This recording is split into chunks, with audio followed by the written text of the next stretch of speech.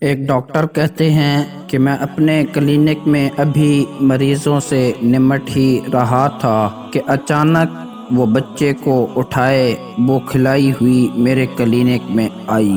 اس کی پھولی ہوئی سانسیں بتا رہی تھیں کہ وہ پیدل آئی ہے۔ اپنے حلیے سے بھی وہ بے نیاز لگتی تھی۔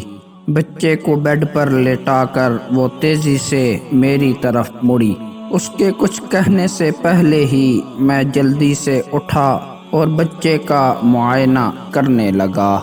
گلے میں انفیکشن کی وجہ سے بچے کو تیز بخار تھا، جس کے سبب اس پر غنودگی طاری تھی۔ میں نے مکمل چیک اپ کے بعد اسے ضروری میڈیسن دی اور ڈرپ لگا دی۔ اس تمام وقت میں وہ عورت بے چینی سے بچے کے ارد گرد گھومتی رہی۔ میں نے اسے کہا، بچے کے قریب کرسی پر بیٹھ جائیں، ڈرپ ختم ہونے تک انشاءاللہ بچے کا بخار اتر جائے گا۔ لیکن بیٹھ کر بھی اسے سکون نہ ملا۔ آیتیں پڑھ پڑھ کر وہ بچے پر دم کرتی رہی۔ وہ بار بار بچے کے ماتھے پر ہاتھ رکھتی، اس کا منہ چومتی اور اپنے آنسو صاف کرتی رہی۔ اچانک میری نظر اس عورت کے پاؤں پر پڑی جس سے خون رس رہا تھا۔ میں نے پوچھا، آپ کے پاؤں کو کیا ہوا؟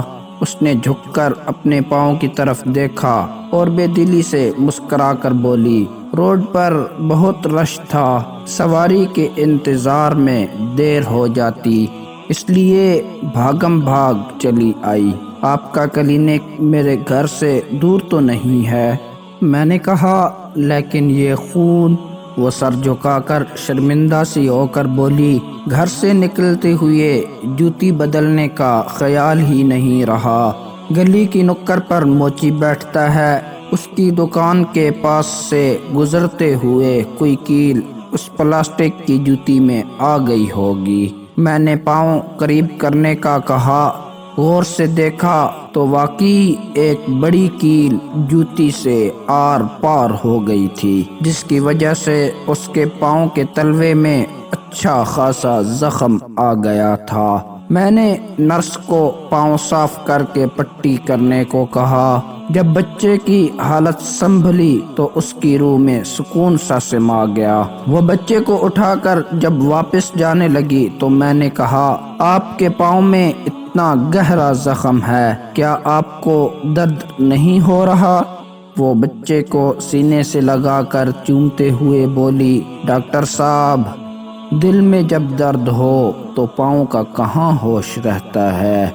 معزز ناظرین، اپنی ماؤں کی قدر کر لیجئے۔ اللہ تعالی سب کی ماؤں کو سلامت رکھیں، آمین۔